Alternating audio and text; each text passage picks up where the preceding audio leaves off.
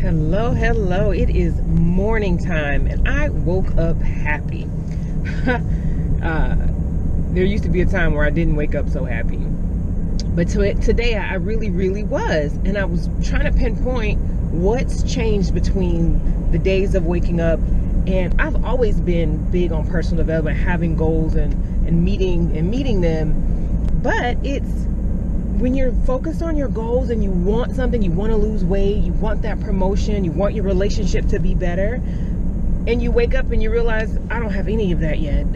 You really truly get frustrated and you really start feeling kind of depressed. Like, why am I even reaching for it? Because it's taking so long to get there. But there is a missing link. There is something in the middle there to get to where you want to be and where you are now. How in the world can you stay positive and keep those positive thoughts moving on? Because if not, you're frustrated all the time at what you don't have. And when I woke up today, I realized my new routine every morning is to be grateful and thankful, and how that has made a huge difference in my life. In one area, specifically, I was thinking about my husband, right? So you guys are out there, you have your own goals and your dreams, and I'm really big on pushing you all to get it and make it there, and whatever I can do to help, I want to share that with you. And I really truly believe today you'll get something out of it. So in my relationship with my husband is my best friend. He knows me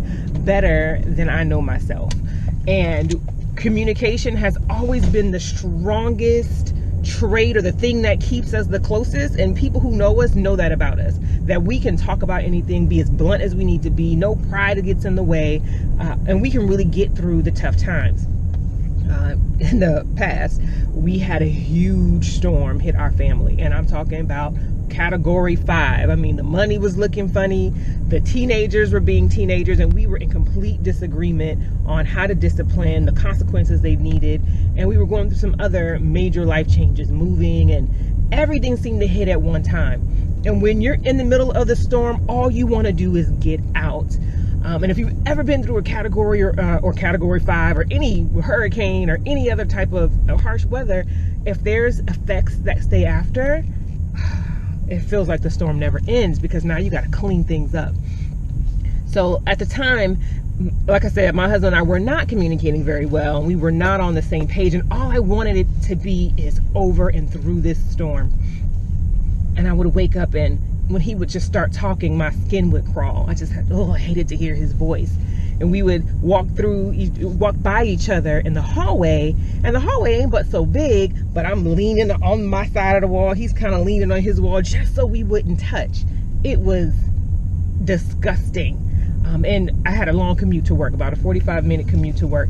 And that time, I'm going all through the things of what I hated about what we were going through, all the situations, how I was feeling.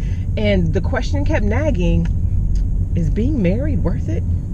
Do I really want to spend the rest of my life with this man? Now, I'm being real. I'm kind of putting it all out there, and some of you may relate, and some of you might be like, for real? All of that? All of that, y'all. It was real for me. And then I realized that I have to choose what I wanted, because it was getting nasty in my own mind, and I no longer wanted to live that way. So I had to make a choice, and I had to answer that question. Is it worth it? And you guys, I did. I sat down, did my pros and cons list, and it was worth it. My husband, like I told you, is my best friend. And though that time was really rough, I wanted to stay in the relationship, and I really truly wanted to work it out.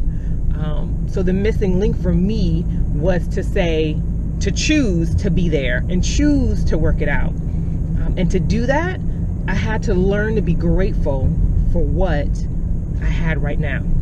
So looking at the relationship and to get over and through all the things we were going through, and noticing I wasn't getting it, instead of looking at what I wasn't getting, I stopped and looked at what I did have. I said, you know what, my husband, he loves me. He truly does. It don't look like it, and it don't feel like it, but he does. My husband is a great father. I wrote this on my list. Even though we disagree right now on the discipline, he's always been there. We've always taken our time to agree or disagree. Anytime that he has to make a big decision, or any decision, he actively looks for my feedback. He actively and looks to consider my feelings and my thoughts before he makes any final decision. I can't say that about some of the relationships I see around me, and I truly appreciate it. I looked at the situation we were going through and said, you know what, these are some good things that are going to come out of it, or things that are already coming out of it. And with that said, I reviewed that list every day. I was grateful for the relationship that I did have, regardless of how tough it was. I was grateful for my kids because they did bring joy, not in that moment, but they did. And so I say all that to say, I had to stop focusing on what I didn't have and focus on what I had right now so that I could look forward to what was happening in the future. So what does this have to do for you or with you? If you're trying to lose those 20 pounds, if you have, your vision is up there, right? You maybe bought a bikini or a dress that you want to fit in, or you cut your picture out, your face out and put it on a bodybuilder's body. It's great that you can see that, but when you wake up and you look in the mirror and you see yourself, you're like, ugh, how did you let yourself get like this? What took you so long to be able to start taking care of yourself? If you wake up and you're looking in the mirror and that's what you're saying to yourself, there's no way you're going to get to where you want. You have to first change your mind about it. You look at yourself and you start to go down your list of, I'm thankful for the health my current body brings me. I'm grateful for the body I have right now. If you body shame, all you're doing is finding all the things you don't like or don't want. And I'll tell you, whatever you focus on is what you get. So if you're focusing on the negative, you're going to bring more negative. If you're trying to get that promotion or raise at work and all you can think about is how you hate your current position, you take your 45-minute drive to work and all you're going over and over in your mind is all the things why you hate your boss, why you're not getting the respect that you need, you're not getting the recognition you deserve. Instead of saying, these are the tools that I received in this current position that I'm going to be able to take to my next one. This is why I'm grateful for the paycheck I get, because I'm able to live the life I live now. I want better, have your picture there and your vision there, but I'm grateful for what I can do now. And when you focus on those things, you'll get it.